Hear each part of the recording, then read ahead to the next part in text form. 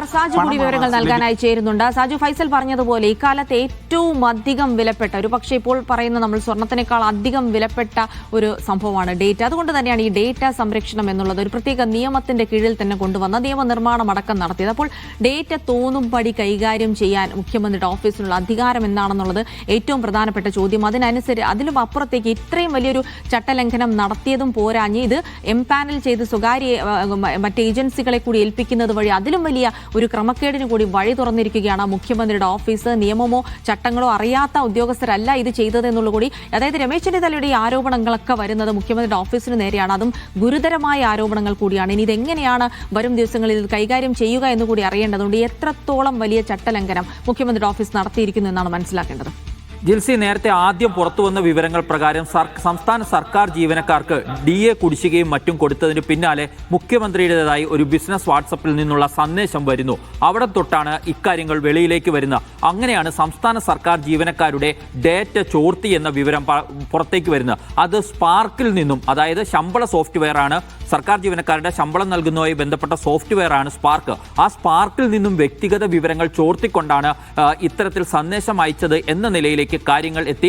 അതിന് പിന്നാലെ രമേശ് ചെന്നിത്തല തന്നെയായിരുന്നു കെ.സ്മാർട്ടിന് നൽകിയ അപേക്ഷയുടെ വിശദാംശങ്ങൾ പുറത്തുവിട്ടത്. അതായത് മുഖ്യമന്ത്രിയുടെ ഓഫീസിലെ OSD ആയ ശ്രീറാം സാംബശിവ റാവു ആയിരുന്നു കെ.സ്മാർട്ടിൽ നിന്നുള്ള വിവരങ്ങൾ ചോദിച്ചുകൊണ്ടുള്ള കത്ത്. അതായത് തദ്ദേശ സ്വയംഭരണ സ്ഥാപനങ്ങളിലെ സേവനങ്ങൾ ഉപയോഗപ്പെടുത്തുന്നവരുടെ വിശദാംശങ്ങൾ അടങ്ങിയതാണ് കെ.സ്മാർട്ട്. ആ വിവരങ്ങളായിരുന്നു കെ.സ്മാർട്ടിൽ നിന്നും ശേഖരിച്ചത് എന്ന് വ്യക്തമായി. അതിന് പിന്നാലെയാണ് ഇപ്പോൾ കൂടുതൽ വിവരങ്ങൾ പുറത്തേക്ക് വരുന്നത്. അതായത് സ്ത്രീ സുരക്ഷാ പദ്ധതിയിൽ ചേർന്നിട്ടുള്ള 35 വയസ്സ് മുതൽ മുകളിലേക്കുള്ള സ്ത്രീകളുടെ വ്യക്തിഗത വിവരങ്ങളാണ് അതിൽ നിന്ന് ലഭിക്കുക. ഇങ്ങനെ ഓരോ ടാർഗറ്റഡ് ഗ്രൂപ്പുകളുടെയും വിശദാംശങ്ങൾ ശേഖരിച്ചുകൊണ്ട് അവരിലേക്ക് തിരഞ്ഞെടുപ്പിന് മുന്നോടിയായി സർക്കാർ ഒരു പ്രചരണം നടത്തുന്നു എന്നാണ് ഇതിൽ നിന്നെല്ലാം നമുക്ക് എത്തിച്ചേരാൻ കഴിയുന്ന നിഗമനം. ഇവിടെ ഏതെങ്കിലും അർത്ഥത്തിൽ പ്രചരണം നടത്തുന്നതല്ല പ്രധാനപ്പെട്ട പ്രശ്നം എന്ന് നമ്മൾ വിശകലനം ചെയ്യേണ്ടത്.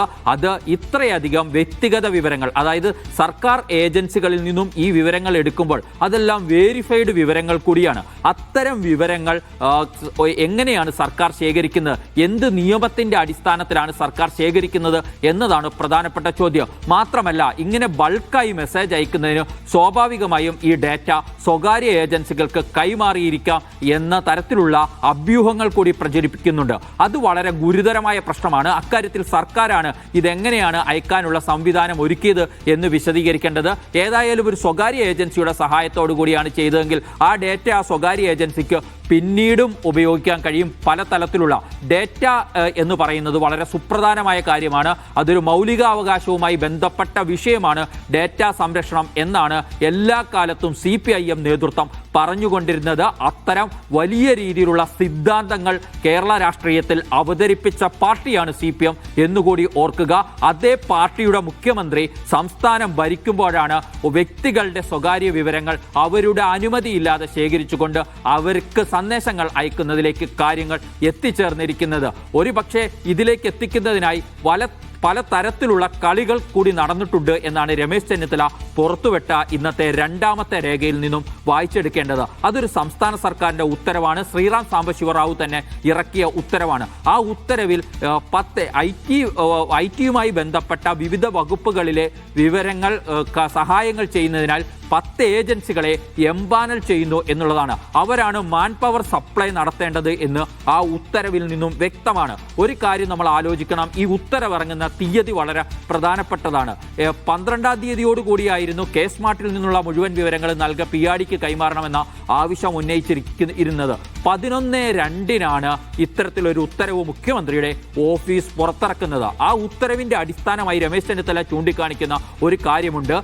ഈ ഉത്തരവിന്റെ മിനിറ്റ്സ് പോകുന്നത് 2023 ചീഫ് സെക്രട്ടറി വിളിച്ചു ചേർത്ത ഒരു യോഗത്തെ അടിസ്ഥാനമാക്കിക്കൊണ്ടാണ്. 2023 ഒരു യോഗത്തിന്റെ മിനിറ്റ്സ് മേൽ നടപടിയെടുത്തുകൊണ്ട് തീരുമാനമായി അതിന് ഏജൻസികളെ എംപാനൽ ചെയ്യാൻ ഇലക്ഷൻ വിജ്ഞാപനത്തിന് ആഴ്ചകൾ മാത്രം ബാക്കിയിരിക്കുകയാണോ എന്ന ചോദ്യം വളരെ സുപ്രധാനമാണ്.